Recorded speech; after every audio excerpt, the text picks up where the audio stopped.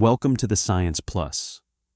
Tonight, we embark on a journey not through distant galaxies or hidden worlds, but through the vast landscape of the human mind. A landscape as mysterious as any star field, as intricate as any cosmic web, and as haunting as the fabric of space-time itself. For centuries, the mind was a riddle. It housed our memories, our fears, our hopes, and yet its workings were hidden. Psychology, the science of mind and behavior, has only recently begun to unveil its secrets. And what it has revealed is not only profound, but profoundly soothing. The brain is not chaos. It is pattern, rhythm, connection. It finds faces in clouds, harmony in sound, meaning in silence. Its breath is tied to calm, its sleep to renewal, its smiles to healing. It drifts into daydreams not to escape, but to repair. It reshapes itself through gratitude, and it finds peace, always, in the present. These are not abstract theories. They are truths written into biology, confirmed by psychology, illuminated by neuroscience. They are the most relaxing facts about the mind, that peace is possible, that calm is natural, that healing is woven into what it means to be human. And so, as you settle into the rhythm of this film, let your thoughts slow, let your breath soften. Allow science to be not only knowledge, but comfort. For here, at the threshold of the mind's secrets, we begin a journey into stillness, into the most relaxing psychology facts. The brain's love for patterns.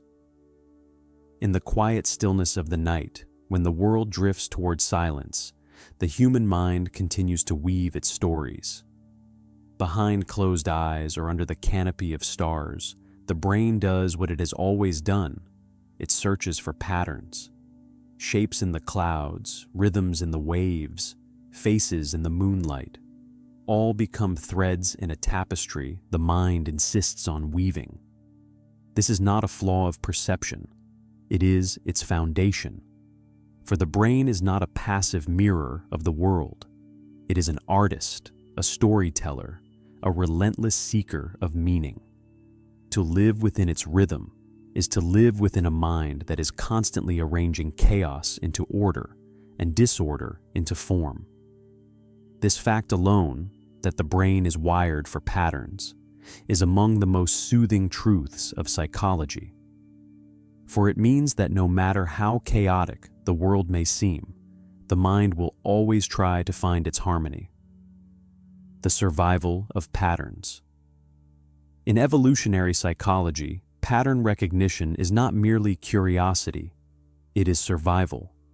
Our ancestors lived in a world where rustling leaves could signal the wind or the presence of a predator.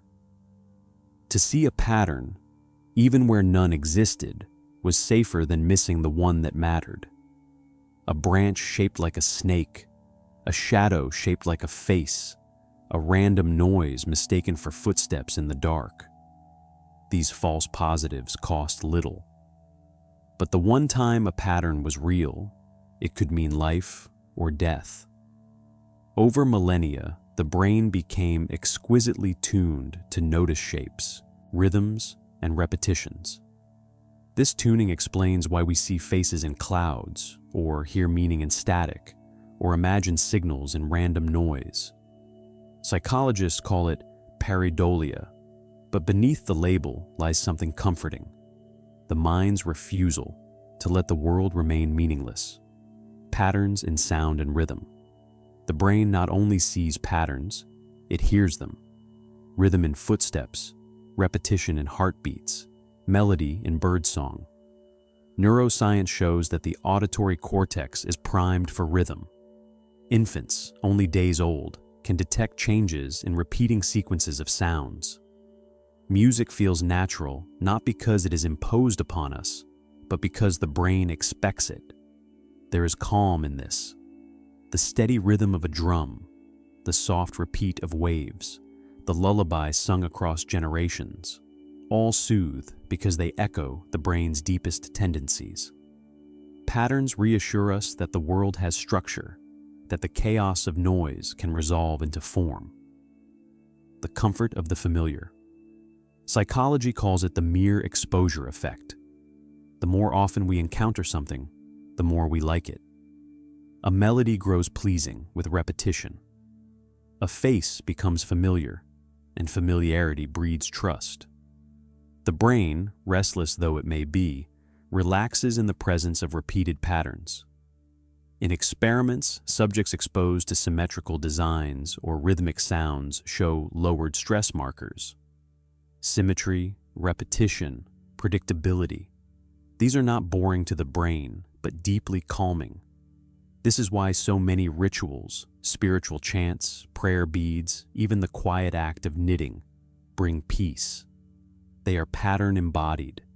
They are the mind resting in its native rhythm, from chaos to story.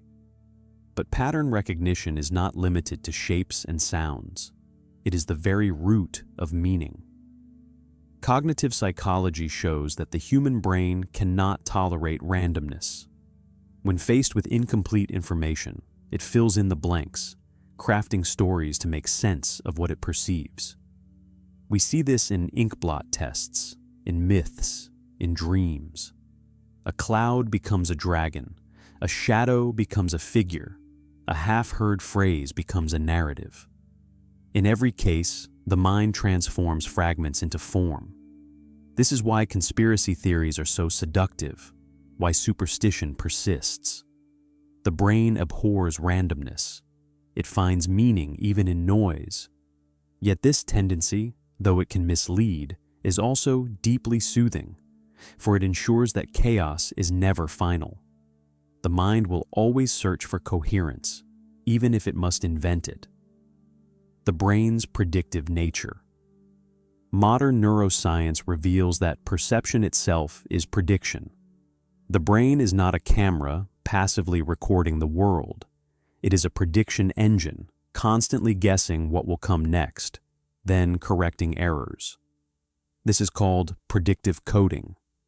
Each glance at the world is not raw input, but a marriage of expectation and reality. The brain generates patterns, then tests them against what the senses provide. Vision itself is not seeing, but predicting what is seen. Hearing is not receiving sound, but anticipating rhythm. There is comfort in this.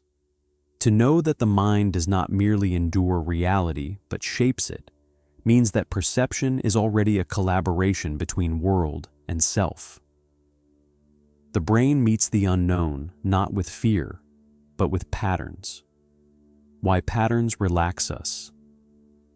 Psychologists studying relaxation find that rhythmic patterns lower physiological arousal. Heart rate synchronizes with steady rhythms. Brain waves shift into calmer frequencies when exposed to predictable sequences. Repetition lowers uncertainty, and uncertainty is the fuel of anxiety. To rest in pattern is to rest in predictability.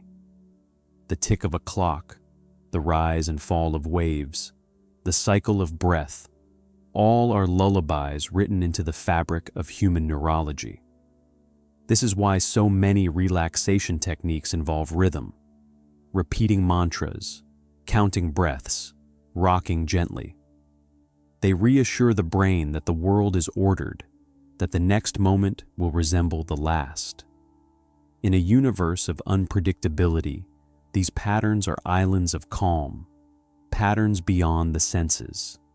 Patterns exist not only in perception, but in thought. Memory itself is pattern, the linking of events into sequences. Language is pattern, sounds arranged into words, words into meaning. Even identity is pattern, the story the mind tells about itself, woven from fragments of memory into coherence. Psychologists studying schema theory find that the brain organizes experience into frameworks, patterns of interpretation. These frameworks guide understanding, expectation, and reaction. They filter chaos into coherence, transforming noise into narrative. The entire human experience, from recognizing a face to telling a story, is pattern seeking. To be human is to be a creature of patterns. The haunting beauty of pareidolia. One of the most poetic manifestations of pattern seeking is pareidolia, the tendency to see faces where none exist. The man in the moon, the face of a saint in burnt toast, the outline of animals in the stars. Neurologically, this is because the brain devotes immense resources to face recognition. The fusiform face area lights up even at the hint of facial structure. But psychologically, it is soothing. Faces mean presence, company, connection. To see a face in randomness is to feel less alone. This may be why humans have filled the heavens with constellations. Stars scattered randomly were given names, stories, personalities. In the silence of the night sky, patterns became comfort, the philosophical reflection. What does it mean that the brain cannot help but seek patterns? It means that chaos is never final, that meaning is never absent. It means that perception is not passive, but creative. There is calm in this. For even when life feels uncertain, the mind is always weaving coherence. Even when the world feels random, the psyche is searching for story. Even in the darkest night, the stars become constellations. The most relaxing psychology fact of all may be this: the brain is not a prisoner of chaos. It is a maker of order. It will always find rhythm in noise, harmony in fragments, story in silence, breathing and the vagus nerve. In the quiet rhythm of life, there is one action more constant than all others. Before thought, before words, before choice, there is breath. Inhale, exhale, the rise and fall, the endless cycle. Breath is so familiar that it disappears into the background of awareness. And yet, hidden within its simplicity lies one of the most profound secrets of psychology. The power of breathing to calm the mind, to soothe the body, and to reshape the very state of being. This power flows through a single, wandering thread, the vagus nerve, the wandering nerve. The vagus nerve is named for its wandering path. From the brainstem, it drifts downward, branching into the heart, the lungs, the stomach, the intestines. It is not one thread, but a network, linking brain to body, thought to heartbeat, emotion to breath. It is the great highway of the parasympathetic nervous system, the system of rest, recovery, and relaxation. When the vagus nerve is calm, the body slows, heart rate decreases, blood pressure softens, digestion resumes, muscles relax. The mind, once restless, finds stillness. This is the physiology of peace, the breath as key. Breathing is the one function that straddles two worlds, automatic and intentional. Like the heart, it beats without thought. Like movement, it can be controlled at will. In this duality lies its power.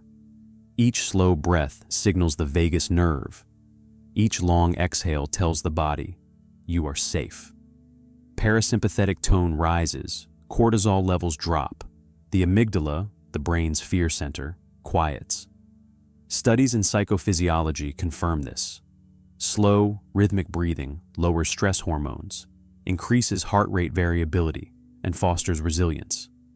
Breath is the lever by which the mind may shift its own state. Ancient practices, modern science. For thousands of years, traditions across cultures have used breath as a path to peace. In yoga, pranayama, the control of breath, is central. In Buddhism, attention to breath is the foundation of meditation. In Taoist practice, breath links the body to cosmic flow. Modern psychology confirms their wisdom. Biofeedback experiments show that paced breathing at around 6 breaths per minute maximizes vagal tone and heart rate variability. This rhythm aligns the body's systems, creating coherence between heart, lungs, and brain. What was once spiritual practice is now neuroscience, slow breath as medicine, the rhythm of calm. When anxiety rises, breath shortens. It becomes rapid, shallow, lodged high in the chest. This is the body's ancient preparation for fight or flight. Yet in modern life, threats are often not lions or storms, but deadlines, conflicts, or inner thoughts. The body prepares for danger that never arrives. Breath becomes trapped in vigilance. By slowing breath intentionally, the cycle can be reversed. Calm breathing signals safety. Safety lowers vigilance. Vigilance eases breath further. It is a spiral, but one that can circle upward into peace instead of downward into fear. Breath and emotion. Psychologists find that breath and emotion are inseparable. In studies, each emotion corresponds to a breathing pattern. Anger quickens breath. Sadness deepens it. Fear shortens it. Calm lengthens it. The body does not merely reflect the mind, it shapes it. Experiments show that altering breathing patterns can alter emotion. To breathe as though calm is to become calm. To exhale slowly is to soften fear. Breath is both symptom and cure, reflection and remedy. This is the secret of the vagus nerve. It listens. Every breath is a message, carried from lungs to brain, telling the story of the body's state. And the brain, hearing safety, rewrites its emotions accordingly. The science of exhalation. It is during the exhale that the vagus nerve speaks most strongly. Inhale quickens the heart, preparing the body. Exhale slows it, reminding the system of rest. This cycle, called respiratory sinus arrhythmia, is a measure of vagal tone. Strong variability, the heart quickening and slowing in rhythm with breath, is linked to resilience, emotional regulation, and long-term health. To exhale slowly is to lengthen the vagal signal, deepening the body's trust that it is safe. This is why sighing often feels relieving, why deep breathing calms storms of thought. Each exhale is a whisper of reassurance from the body to the mind. The polyvagal theory. Psychologist Stephen Porges proposed the polyvagal theory, expanding our understanding of the vagus nerve. He described two branches, one ancient and defensive, one newer and social. The ancient branch responds to extreme threat by shutting down, a freeze, a collapse. The newer branch fosters calm, connection, and communication. This duality explains why breath and vagal tone affect not only relaxation, but relationships. When the vagus is calm, the face softens, the voice steadies, the eyes engage. Humans connect more easily. Empathy flows more freely. Calm is not solitary, it is social. The vagus nerve is not only the nerve of rest, but of safety in connection. Applications in psychology. Therapists now use breathing techniques to treat anxiety, PTSD, and depression. Practices such as diaphragmatic breathing, box breathing, or coherent breathing are prescribed as tools for emotional regulation. In clinical trials, even 5 minutes of slow breathing can reduce cortisol, improve mood, and enhance cognitive performance. For trauma survivors, reconnecting with breath restores a sense of agency, control over a body once hijacked by fear. Breath becomes not only physiology, but psychology, a bridge between trauma and healing, between chaos and calm, the reflection of breath. Philosophically, breath has always carried meaning. To breathe is to live, to exhale is to let go. In many languages, the words for breath and spirit are the same. Pneuma in Greek, ruach in Hebrew, prana in Sanskrit. Breath is not just air, but essence. In modern psychology, this symbolism finds new grounding. To attend to breath is to attend to being. To calm breath is to calm existence. The act of noticing breath is the act of noticing life. And in that noticing lies peace, a gentle practice. As this chapter draws toward stillness, imagine your own breath. Inhale slowly, feeling the air expand within. Exhale gently, letting it fall away. With each cycle, the vagus nerve listens and the body softens. This is the simplest, most relaxing psychology fact, that peace is always within reach, written into the rhythm of breath. No matter the noise of thought, no matter the storms of life, inhale and exhale remain. The vagus nerve, wandering through the body, always waits to listen. And in that listening, calm is found.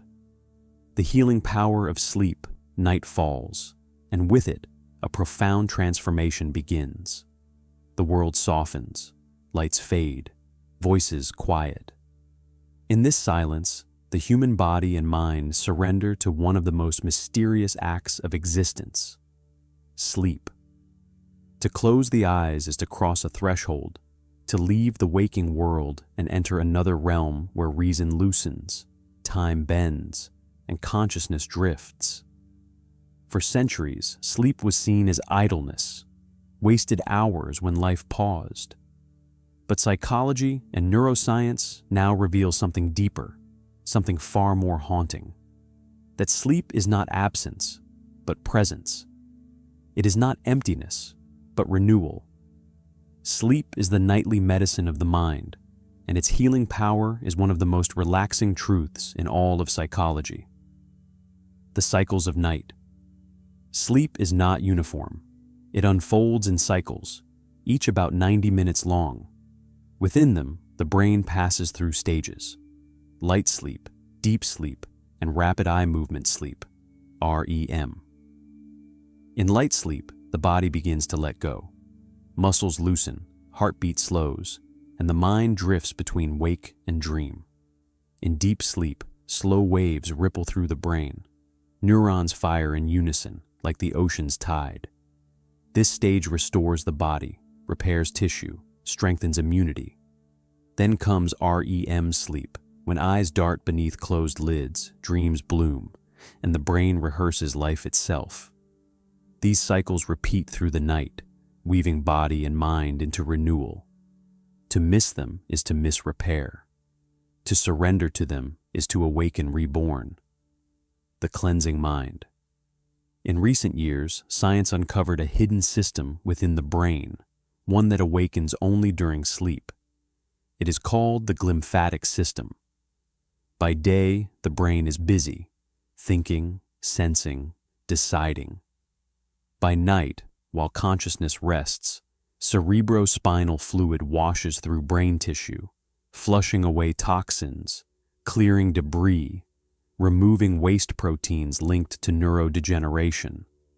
Sleep is not stillness, it is cleansing. This nightly washing is why sleep deprivation clouds thought, why it blurs memory, why it weakens resilience. Without sleep, the brain suffocates in its own residue. With sleep, it bathes in renewal. The architect of memory. Psychologists studying memory find that sleep is its great architect. In waking life, experiences are fragile impressions, held briefly in short-term circuits. During sleep, particularly REM, these fragments are replayed, reorganized, strengthened. Neural connections deepen. What was fleeting becomes lasting. This is why students who sleep recall more, why rehearsed skills consolidate overnight, why the brain practices while the body rests. Sleep is rehearsal, integration, story-making.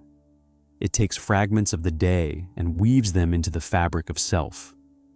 To sleep is not to forget the day, but to remember it more deeply. The theater of dreams. Perhaps the most mysterious aspect of sleep is dreaming. In REM sleep, the brain becomes almost as active as in wakefulness. Yet perception turns inward.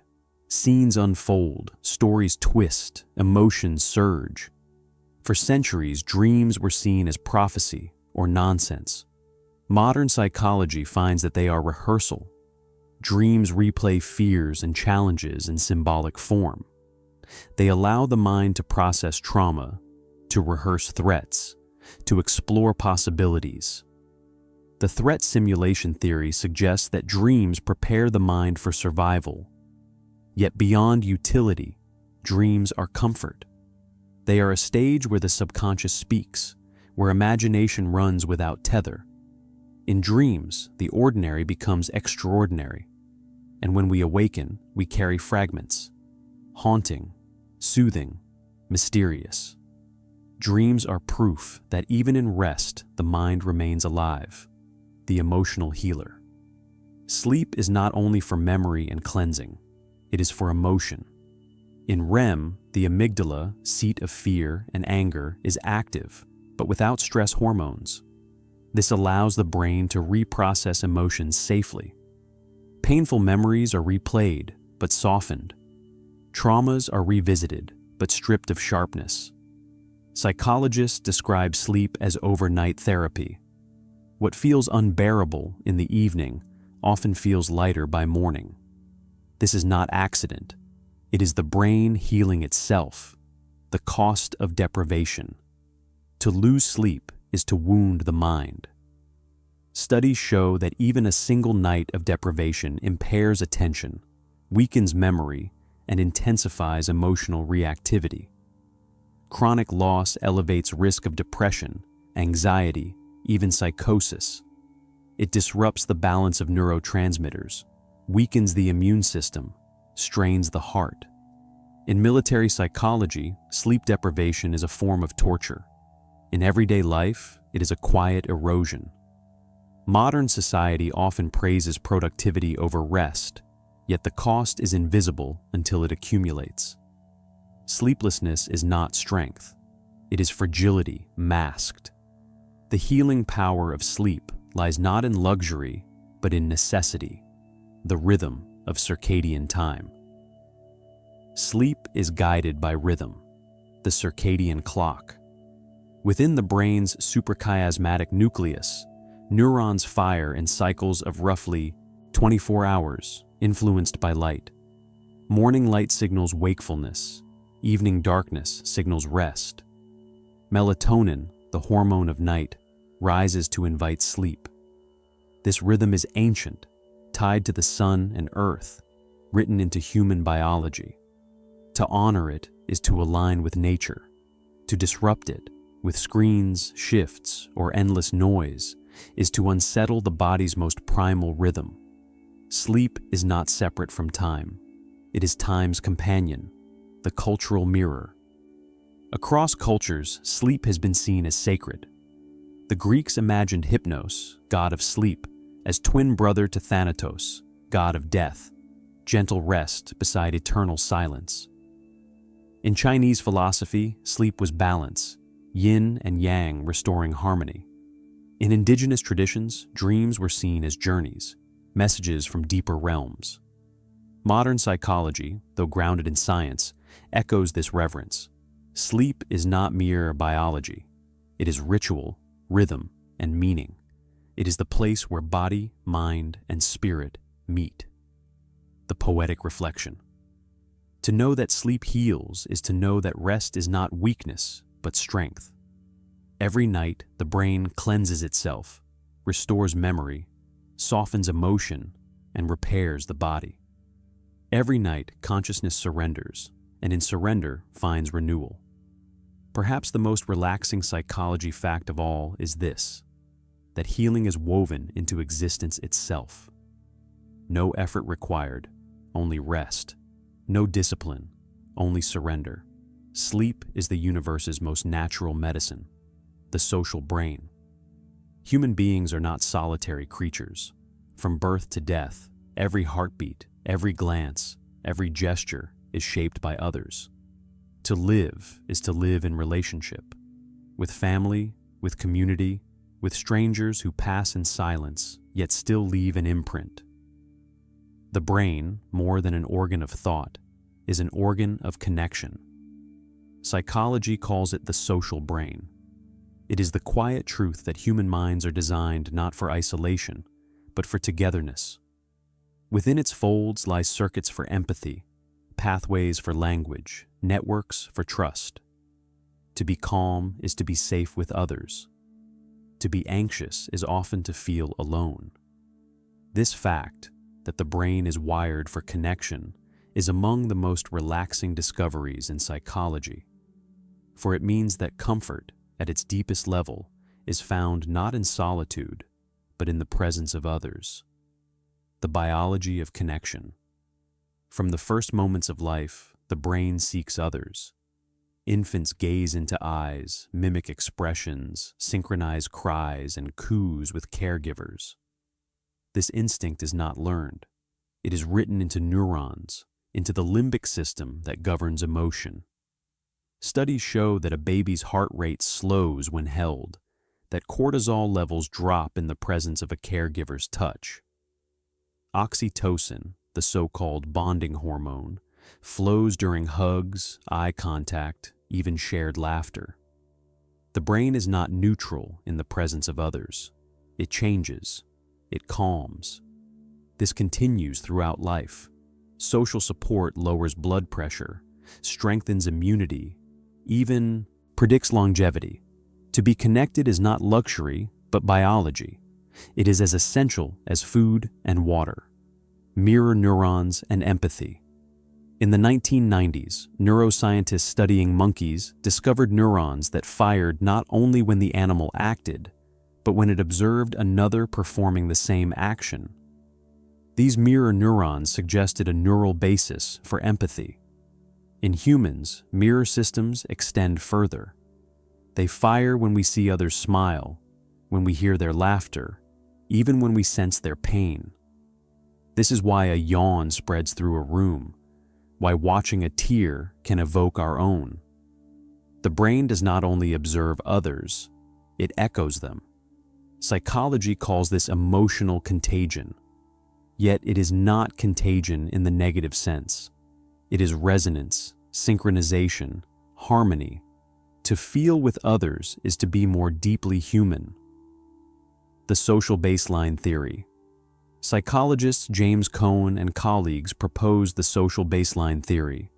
The brain assumes the presence of others as its default state. Alone, tasks feel harder, distances longer, threats greater. With others, the brain conserves energy, feels safer, copes more easily. Experiments confirm this. When people hold hands with loved ones during stress, their brains show reduced activity in fear circuits. Pain feels less intense when shared. The brain, it seems, is designed to regulate emotions socially, not alone.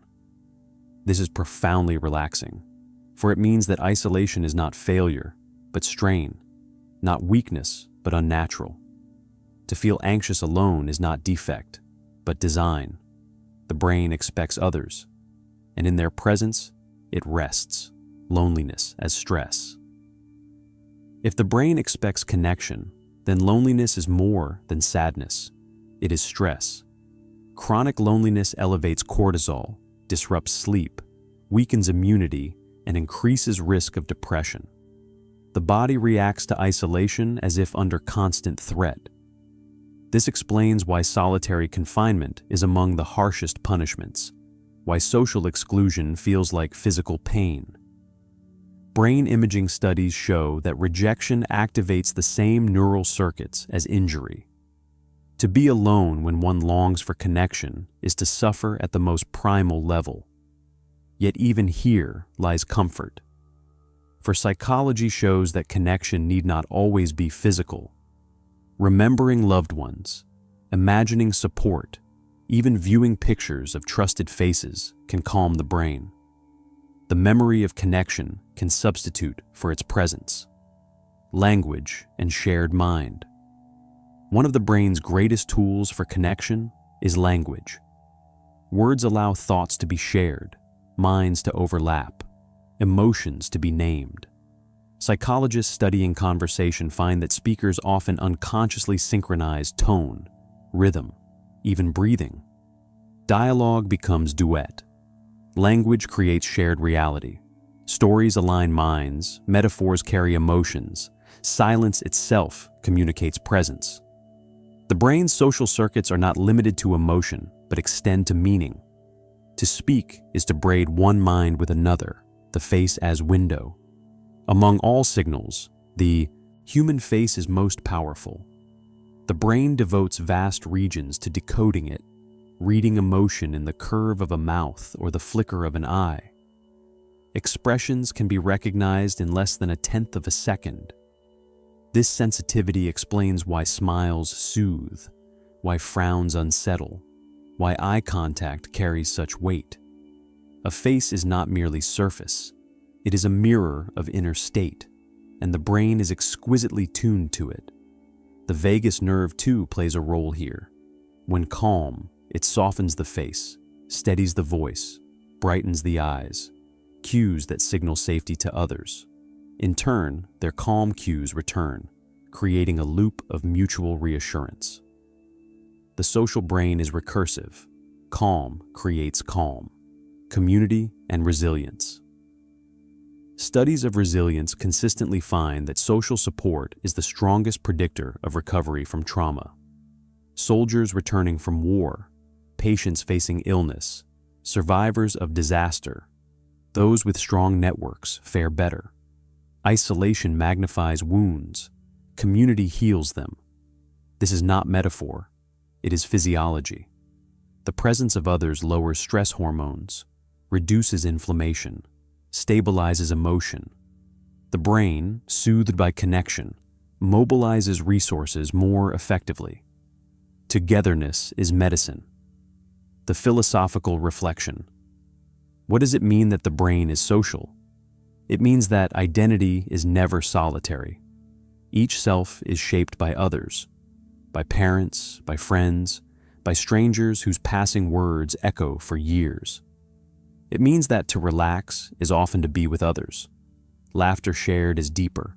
Silence shared is gentler. Even solitude, when chosen, is restful only because connection is possible. The most relaxing psychology fact here is simple. You are not meant to carry existence alone. The brain is not built for isolation. It is built for resonance, for harmony, for the quiet strength of togetherness. Music and emotion. In the stillness of night, a single note can transform the mind. A gentle hum, a drifting melody, a rhythm as old as the heartbeat itself. Music carries with it a power unlike anything else. It does not need translation. It bypasses thought and speaks directly to emotion, weaving joy, sorrow, calm, or awe with invisible threads of sound. Psychology reveals what humans have always felt. Music is not simply entertainment. It is medicine, memory, connection, and emotion, shaped into rhythm and tone. Among the most relaxing psychology facts is this, that music has the ability to soothe the nervous system, to alter brain chemistry, and to bring the mind into states of deep peace. The ancient bond. Long before language, there was rhythm. The first drum was the human heart, steady and relentless. The first lullaby was a mother's voice, rising and falling in simple cadence. Anthropologists suggest that music is as ancient as humanity itself, woven into ritual, celebration, and rest. Even infants respond to melody. Newborns calm when sung to, their heart rate slowing, their crying subsiding. Across cultures, lullabies share common traits: gentle tempo, repetitive rhythm, soft intervals. These patterns are not arbitrary. They are coded into biology. The brain recognizes them as safe. This universality suggests that music is not luxury, but necessity, a fundamental part of human psychology. The brain on music. Neuroscience shows that music activates more regions of the brain than almost any other activity. The auditory cortex decodes pitch and rhythm. The motor system synchronizes to beats. The limbic system, seat of emotion, resonates with melody. Even the hippocampus, guardian of memory, is stirred by familiar tunes. Functional imaging reveals dopamine release during peak moments of music, the same system engaged by food, love, or reward. Serotonin pathways light up with soothing harmonies. The brain does not merely hear music, it feels it. This explains why a song can lift mood, why it can move one to tears, why silence feels incomplete without it. Music is not an accessory to emotion. It is its twin, rhythm and regulation. One of the most profound effects of music is rhythm. Studies in psychology show that slow tempos, around 60 beats per minute, can entrain the body, lowering heart rate and blood pressure. Breathing synchronizes with rhythm. Vagal tone increases. Cortisol decreases. This is why chants and drumming are used in meditation, why ambient music calms anxiety, why even white noise can soothe infants. Rhythm is regulation, a reminder to the nervous system that life is steady, memory in melody. Music is a carrier of memory. A melody from childhood can unlock vivid images long forgotten. For patients with dementia, music often revives clarity when words and faces are lost. Psychologists call this the reminiscence effect. This bond between music and memory lies in the hippocampus, which links events with auditory cues. But beyond biology, it is emotional. Memories bound to music are stronger because they are tied to feeling. To hear an old song is to relive not just sound, but the moment it held. Music is not only sound over time, it is memory given voice, the universality of song. Across cultures, music differs in scale, instrument, and style, yet certain patterns remain universal. Minor keys evoke sadness, major keys happiness. Rising melodies feel hopeful, descending ones somber. Even without training, people intuit these associations. Psychologists suggest that music mirrors human speech. Sadness in speech is slower, lower, quieter. Joy is faster, higher, brighter. Music, in essence, is emotion stylized. It encodes feeling into pattern, and the brain resonates with recognition. This is why music feels so personal, yet so universal. It is language without words. Music as therapy. Clinical psychology increasingly uses music as treatment. In hospitals, music therapy reduces pain perception, lowers anxiety, improves recovery. In mental health care, it aids patients with depression, trauma, and autism. Group singing fosters connection. Instrument playing improves motor skills and attention. The mechanism is not mystical, it is neurological. Music modulates brain chemistry, synchronizes physiology, and enhances emotional processing. But its effect feels mystical because it bypasses explanation. A single chord can do what words cannot.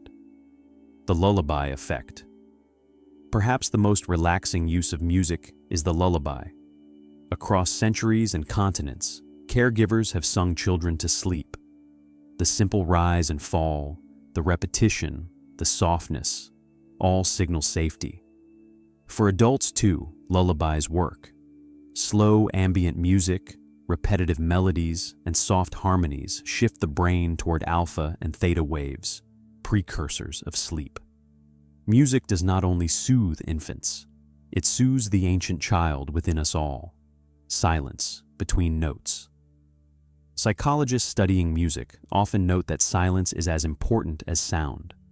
The pause before a note, the space between rhythms, the rest in a melody, all shape the emotional impact. This mirrors life itself. Calm is not only found in presence, but in absence, the gap between thoughts, the stillness between breaths.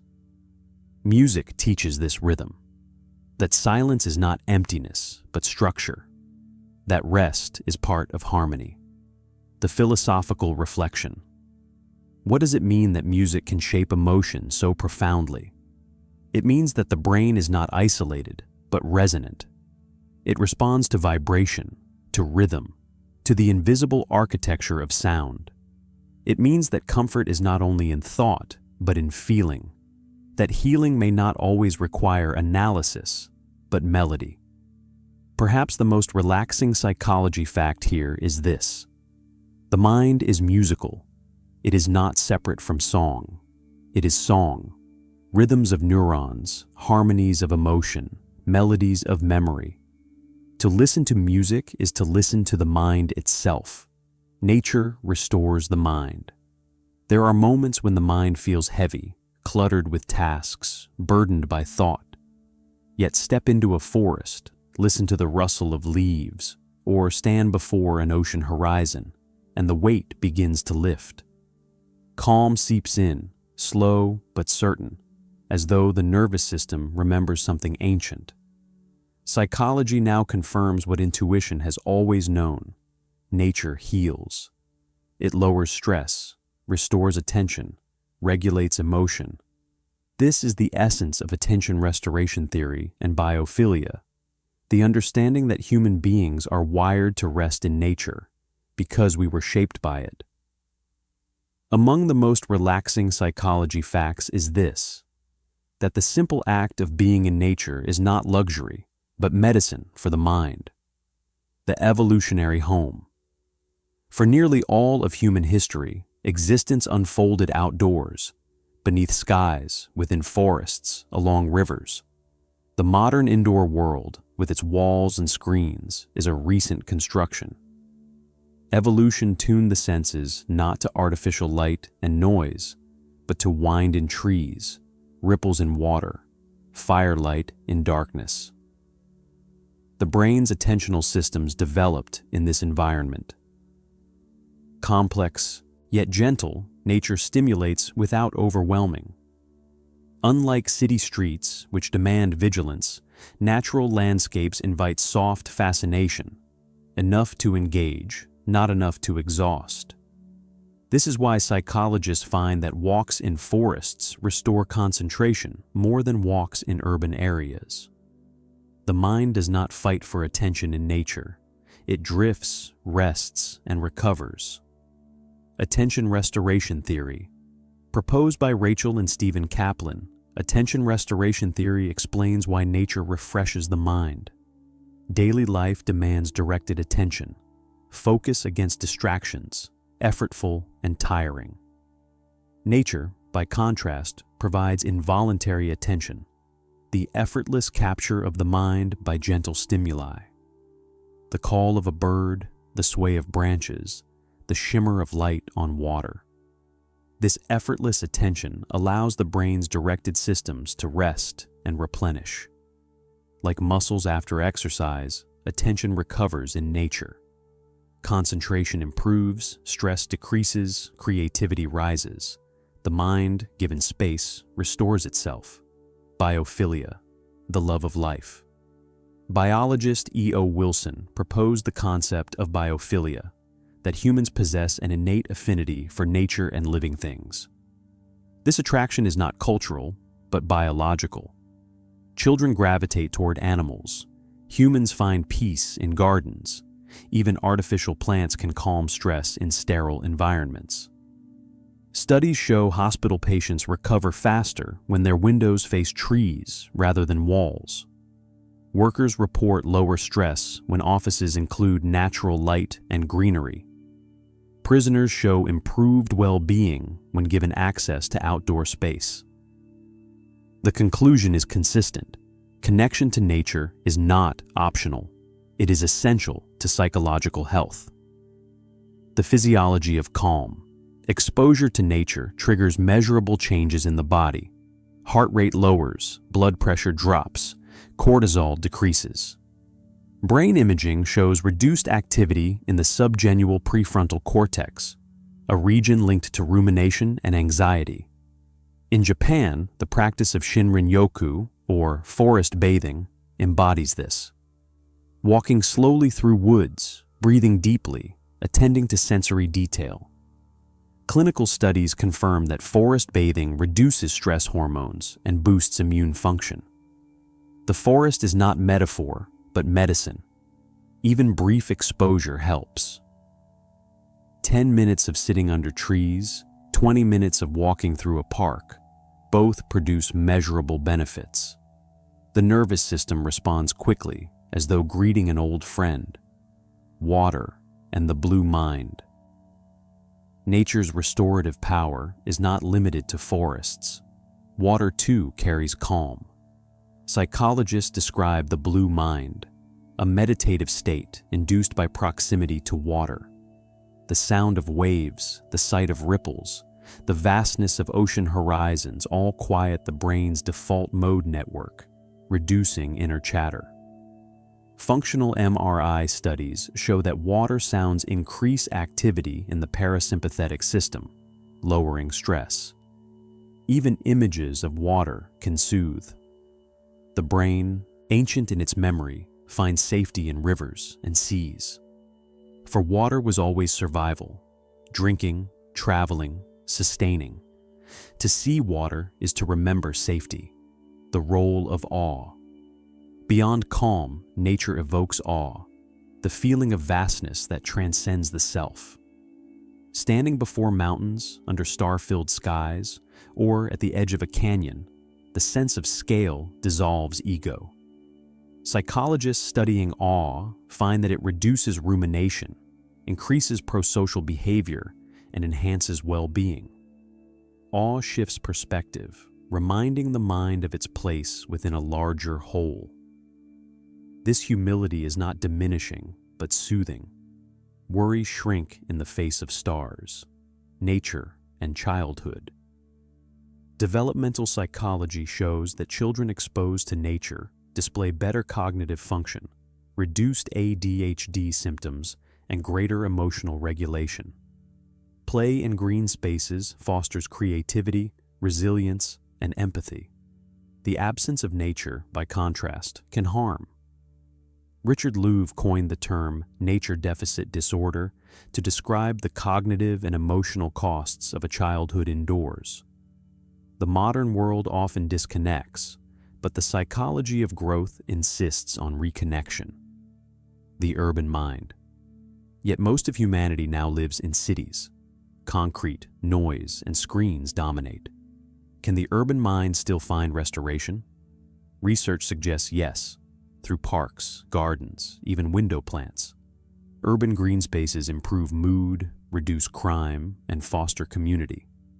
Virtual nature, photographs, videos, soundscapes, also provides measurable benefits, though less than direct immersion.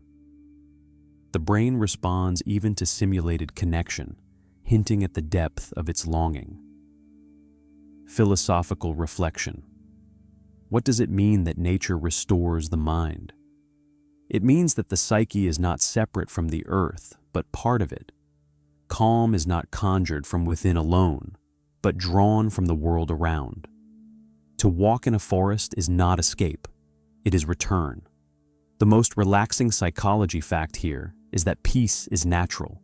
It is written into leaves and rivers, into skies and horizons. The mind does not invent calm. It remembers it in the presence of nature. The smile effect. A smile is simple, just the curve of lips, the softening of cheeks, the faint sparkle in the eyes. Yet within this gesture lies a profound secret. Smiles do not only reflect joy, they create it. They are both signal and source, mirror and medicine. Psychology reveals a fact at once ordinary and extraordinary. Even the act of smiling, whether genuine or intentional, can shift the brain toward happiness. Muscles and mood are entwined. Expression and emotion are not separate. This is the facial feedback hypothesis. The idea that the body influences the mind, that a smile is not just the language of joy, but its architect. And this fact is deeply relaxing, for it means that calm is never far away.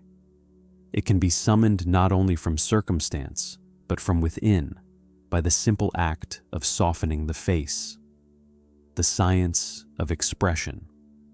Charles Darwin once wrote that emotions and their expressions are deeply linked, not arbitrary, but evolutionary. A smile signals safety, cooperation, trust. Over time, it became universal. Across cultures, smiles mean welcome, friendliness, warmth. Modern psychology confirms Darwin's intuition. Studies show that smiling, even when induced artificially by holding a pencil between teeth, increases positive mood. Functional imaging reveals that facial muscle activity influences the amygdala, the brain's center of fear and emotion. To move the face is to move the mind. The feedback loop is subtle yet powerful. Emotion shapes expression, and expression shapes emotion. The chemistry of smiles. Smiling is not only mechanical, it is chemical. When lips curve upward, the brain releases neurotransmitters, dopamine, serotonin, endorphins. These are the biochemistry of joy, the medicine of calm. Heart rate slows, stress softens, pain perception decreases.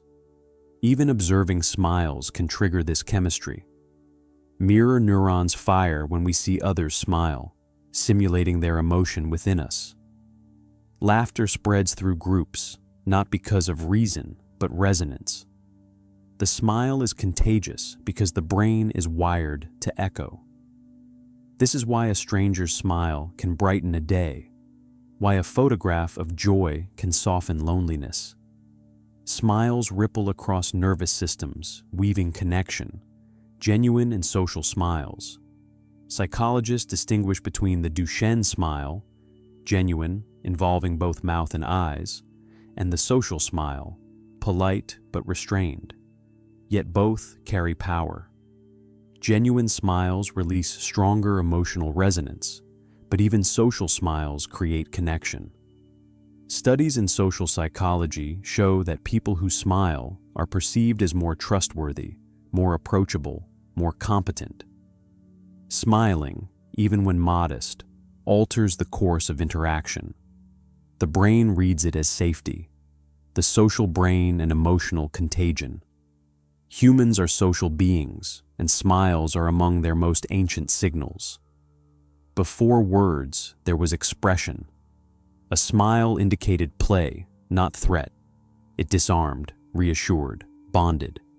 Today, psychology describes this through emotional contagion, the unconscious spread of affect within groups. Smiles synchronize moods, lifting not only the self, but others.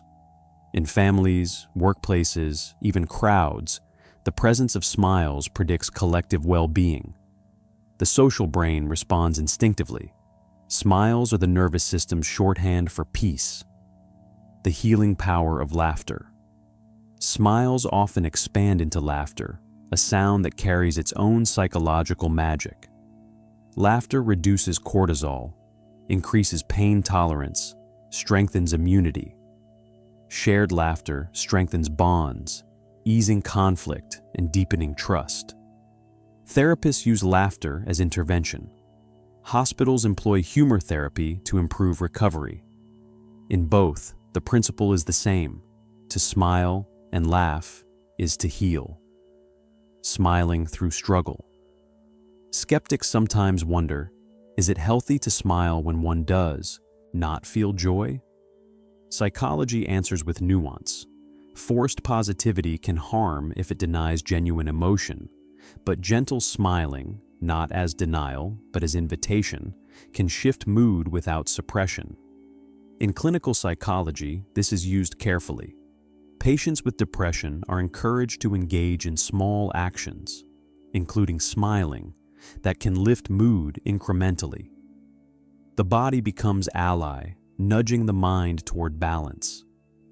The key is not pretending, but participating, allowing expression to support emotion rather than replace it. Cultural notes. Though smiles are near universal, cultures differ in their use. In some societies, smiling freely signals warmth. In others, restraint conveys respect. Yet across cultures, the recognition of a genuine smile remains constant. Even infants, before language, distinguish friendly from unfriendly faces. This universality speaks to biology deeper than culture. The smile is a human inheritance, carried across continents, across time. Philosophical reflection. What does it mean that a smile can change the brain? It means that joy is not only received, but created. That calm is not only found, but cultivated. The most relaxing psychology fact here is this: the tools for peace are already within the body. Muscles, nerves, neurotransmitters, all are woven into loops that link face to feeling. To smile is to remind oneself of safety, of trust, of connection. Even when the world feels uncertain, the gentle act of smiling restores coherence. The wandering mind. There are moments when the body is still, yet the mind drifts.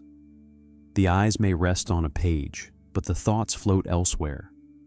They wander into memory, into imagination, into places that never were, and futures that may never be. Psychology once saw this wandering as distraction, as failure of focus. But science now reveals another truth. The drifting mind is not idle. It is weaving, repairing, integrating.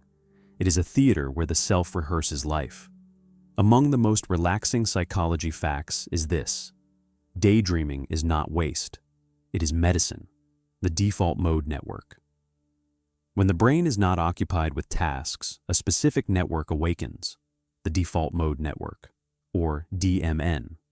It links the medial prefrontal cortex, posterior cingulate cortex, and angular gyrus, among other regions. The DMN activates when attention turns inward during rest, reflection, and daydreaming. It is here that the mind constructs narratives, recalls memories, imagines futures.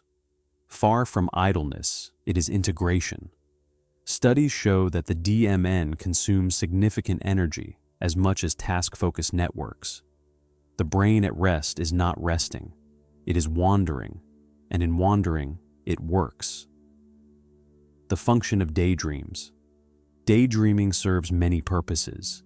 It allows rehearsal of social interactions, problem-solving of unfinished tasks, exploration of alternate futures. It weaves emotions into coherent stories, reducing internal conflict. Psychologists find that daydreaming increases creativity. Musicians, writers, scientists often report breakthroughs not at desks, but in moments of drifting thought, walking, showering, staring at clouds. The wandering mind connects fragments others miss. Daydreams also soothe. Imagining comforting scenarios, reliving positive memories, or envisioning hopeful futures lowers stress and enhances resilience. The mind, when wandering, becomes its own refuge, rumination versus reflection. Not all wandering heals. Sometimes the mind loops in rumination, replaying fears or regrets. This form of wandering, linked to depression and anxiety, is not restoration, but erosion. The distinction lies in direction. Reflection integrates, rumination traps. Healthy wandering explores possibilities, rehearses solutions, softens memories. Unhealthy wandering circles endlessly without resolution. Psychology teaches that awareness matters. Mindfulness can redirect wandering, turning rumination into reflection. The goal is not to stop drifting, but to guide it gently toward healing currents. Mind wandering across lifespan. Children are natural daydreamers. Their minds drift freely, blurring play with imagination. This wandering fosters creativity, empathy, and problem-solving. Teachers once scolded such drifting, but modern psychology sees it as essential. Adults, too, benefit, though social pressures often suppress wandering. Structured schedules and constant stimulation leave little room for drift. Yet studies show that allowing mind wandering increases productivity, not decreases it, by refreshing focus and sparking insight. In older adults, daydreaming supports emotional regulation, helping reconcile past with present. Wandering minds prepare for endings, weaving life into narrative coherence. The neuroscience of time travel. One of the most haunting abilities of the wandering mind is mental time travel. The DMN allows humans to revisit the past and project into the future. Memory and imagination share neural circuits, blurring boundaries between what was and what might be. This time travel is essential for identity. To remember is to anchor the self. To imagine is to extend it. Daydreaming binds both, creating continuity. Without wandering, the self would shrink to the present, fragile and incomplete. The gentle drift of sleepiness. Mind wandering often increases as sleep approaches. The boundary between waking and dreaming is porous, and drifting thoughts are its threshold. This hypnagogic state can produce vivid images, creative insights, even solutions to problems unresolved by waking logic. Many artists and scientists, from Edison to Dali, intentionally courted this state, drifting at the edge of sleep to harvest inspiration. Psychology now understands why. In wandering, the mind explores connections unbound by focus. The philosophical dimension. What does it mean that the mind wanders? It means that thought is not machine-like, rigid, or linear. It is fluid, imaginative, recursive. It means that identity is not only built from what is, but from what might be. The most relaxing psychology fact here is that wandering is not failure. It is part of being human. To drift is to heal, to imagine, to create. In a world that demands constant focus, to let the mind wander is rebellion. It is rest. It is return to a rhythm older than productivity. The rhythm of thought unbound. Gratitude and neuroplasticity. In a restless world, gratitude seems simple. Just a pause to notice, a quiet thank you whispered to life, a recognition of something good. Yet within this gentle act lies one of psychology's most profound truths. Gratitude changes the brain. It does not merely color perception. It reshapes neural circuits, alters chemistry, and rewires emotion. It teaches the mind to return again and again to balance and calm. This is the science of neuroplasticity, the brain's ability to change itself. Among the most relaxing psychology facts is this: gratitude is not only feeling, but practice. And practice leaves traces, carving pathways of peace. The nature of gratitude. Gratitude is more than politeness. It is the recognition of benefit, the awareness of gift. Psychologists describe it as both state and trait, a temporary feeling of thankfulness and a lasting disposition toward appreciation. This duality matters. A fleeting thank you brings momentary calm. A cultivated habit of gratitude shapes identity itself. Those who live with gratitude see the world differently, less as threat, more as gift. The brain on gratitude. Functional MRI studies reveal that gratitude activates the medial prefrontal cortex, anterior cingulate cortex, and ventral striatum, regions linked to reward, empathy, and decision-making. Dopamine pathways light up, serotonin increases, oxytocin flows more freely. These are the same systems influenced by antidepressants and social bonding. Gratitude is not abstract. It is neurochemical. Each act strengthens circuits of positivity, weakening those of rumination. Over time, this practice leaves traces. The brain, through neuroplasticity, learns to notice more of what is good. Gratitude journaling. Psychologists often recommend gratitude journaling, writing 3 things each day for which one is thankful. At first, it may feel forced, yet studies show that within weeks, mood improves, stress lowers, sleep deepens. The act of writing strengthens memory, encoding gratitude more deeply. The repetition teaches the brain to scan for positives. Gradually, attention shifts. What was once unnoticed becomes visible. The ordinary becomes gift. This is neuroplasticity in motion, the training of the brain toward appreciation, gratitude, and resilience. Gratitude does not deny suffering. Instead, it coexists with it. Trauma survivors who practice gratitude show stronger resilience, better coping, and reduced symptoms of PTSD. Gratitude provides context. Pain is real, but not total. By broadening perspective, gratitude prevents the mind from narrowing to threat alone. It reminds the psyche that even in darkness, fragments of light remain. This shift protects against despair. The social dimension. Gratitude also strengthens connection. Expressing thanks builds trust, fosters cooperation, and deepens bonds. In relationships, gratitude predicts satisfaction more strongly than compatibility or similarity. The reason lies in reciprocity. Gratitude acknowledges dependence, honors the giver, and affirms connection. The social brain resonates with this signal, releasing oxytocin and reinforcing safety. To say thank you is not small, it is glue. The body responds. The effects of gratitude are not confined to the mind. Studies show that gratitude practices reduce blood pressure, strengthen immune response, and improve sleep quality. Cortisol decreases, heart rate variability improves, inflammation lowers. These physiological shifts mirror those of meditation and relaxation. Gratitude is not only mental wellness, it is bodily wellness, a whole system recalibration toward balance. The shadow of neglect. If gratitude heals, what happens in its absence?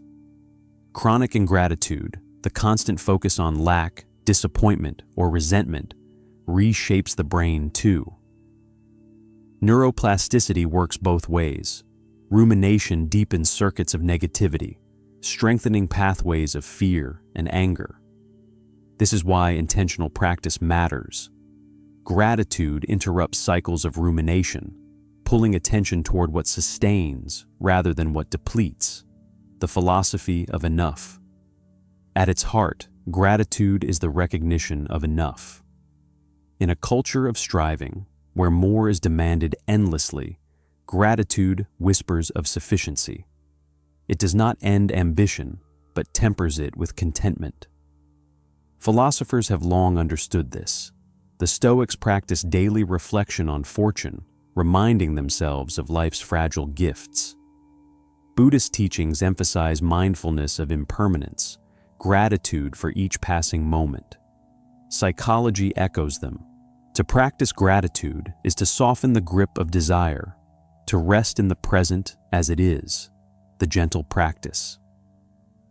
As this chapter draws toward stillness, imagine your own life as tapestry. Woven among the darker threads are strands of light, kindness received, beauty glimpsed, moments of peace.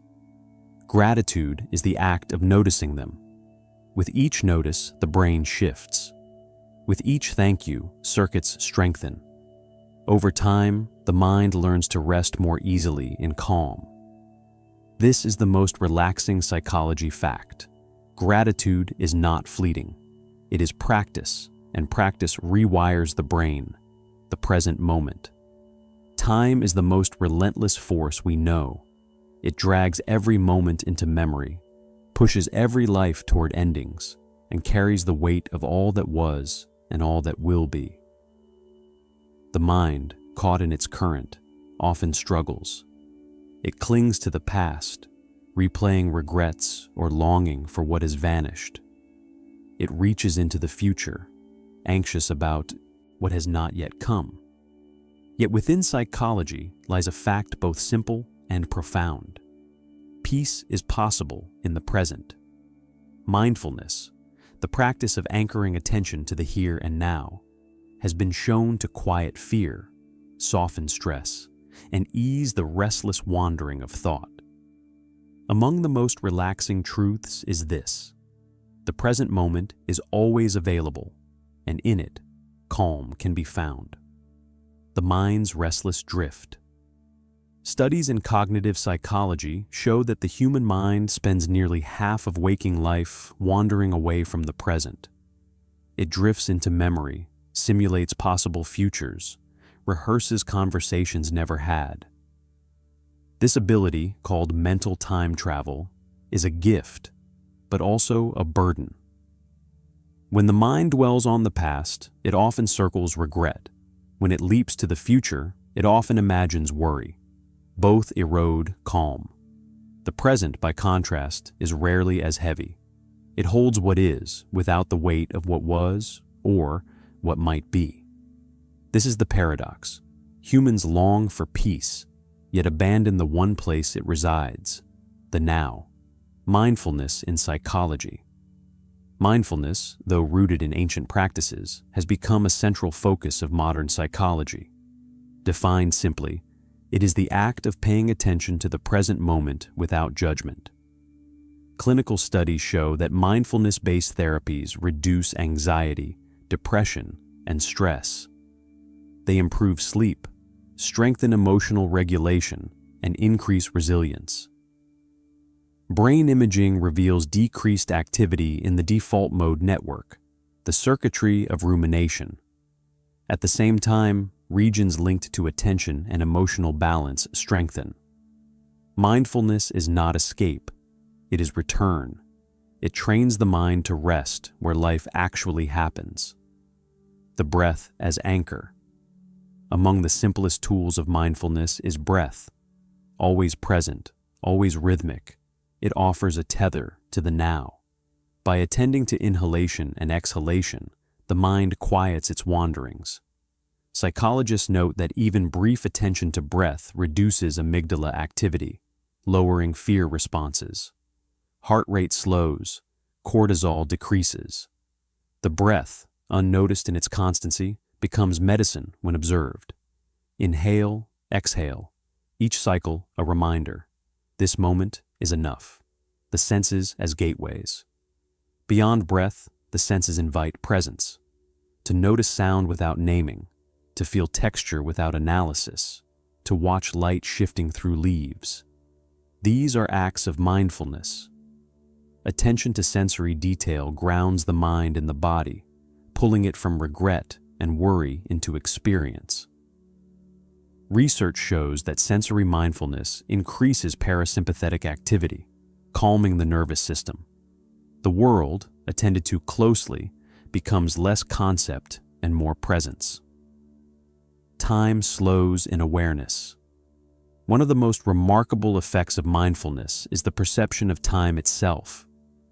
Studies show that when attention rests in the present, time feels slower, fuller. By contrast, distraction compresses time, leaving hours feeling empty. This shift is not illusion. It is attention-shaping experience. To live mindfully is not to add years to life, but to deepen moments within them.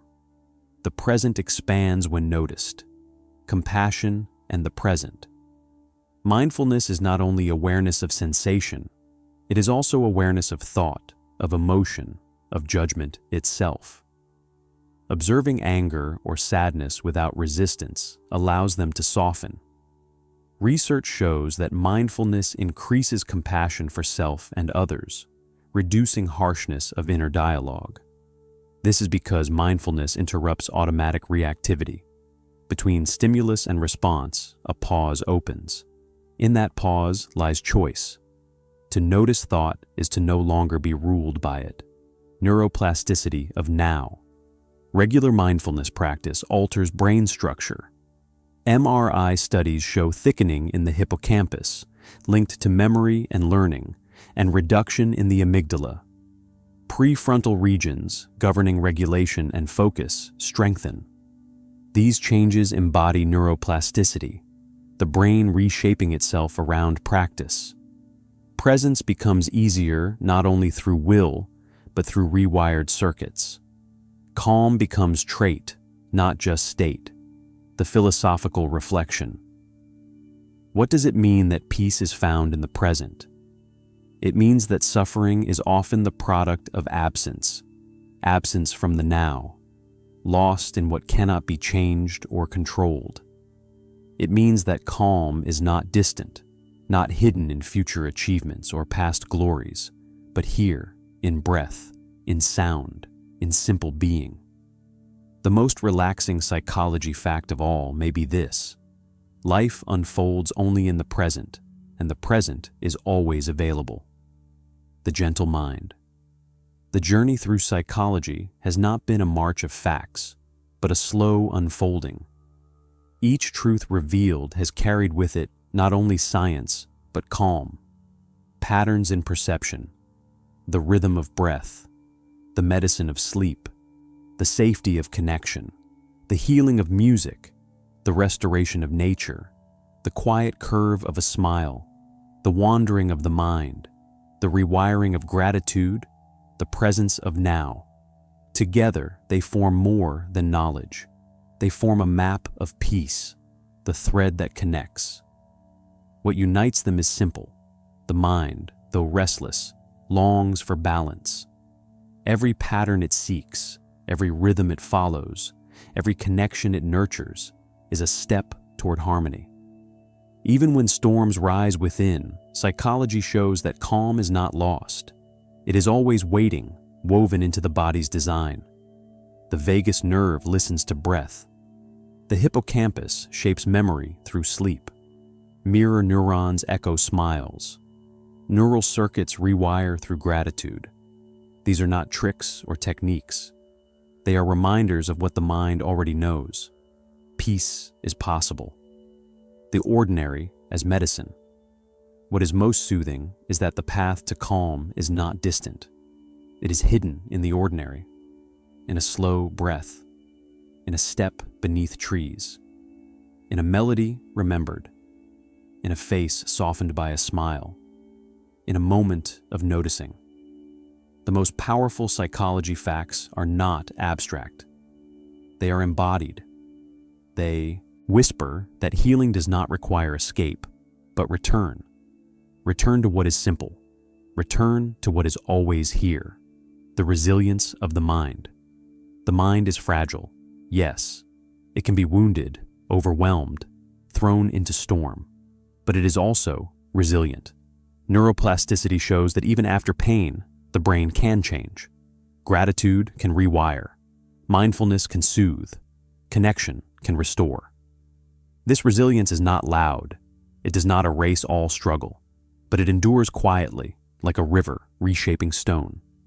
Over time, peace is carved. Over time, balance returns, impermanence and calm.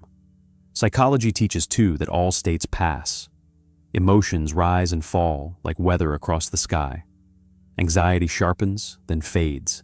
Sadness deepens, then softens. Even joy comes and goes. Nothing is permanent. This impermanence, though frightening, is also soothing, for it means that no storm within lasts forever. Every feeling, however strong, is temporary. To breathe and wait is often enough. The mind is mirror of the universe. There is something larger here too. Just as the cosmos bends and flows, so does the mind. Space-time expands, galaxies drift, yet within that vastness patterns emerge, spirals, rhythms, structures. The mind mirrors this. It is a universe in miniature, carrying its own constellations of memory, its own galaxies of thought. To study psychology is to study the cosmos within. To find calm in the mind is to echo the order of the stars. The final rest. As this reflection settles, let the truths of psychology become more than knowledge. Let them become lullabies. Remember, the brain will always find patterns. Breath will always carry calm. Sleep will always renew. Connection will always heal. Music will always soothe. Nature will always restore. Smiles will always ripple peace. The mind will always wander toward integration. Gratitude will always rewire balance. and the present moment will always be enough. These are not fleeting facts. They are constants waiting quietly beneath thought, beneath fear, beneath noise. The gentle mind. So rest now in this. Your mind, however restless, carries within it all it needs for peace. It is not separate from calm. It is calm, disguised at times by thought and memory. Beneath the turbulence, the water is always still. Psychology does not invent this truth. It only uncovers it. And in uncovering, it reminds us, peace is not distant, not fragile, not rare. It is here, in every breath, every moment, every smile. The gentle mind is not a goal. It is a return,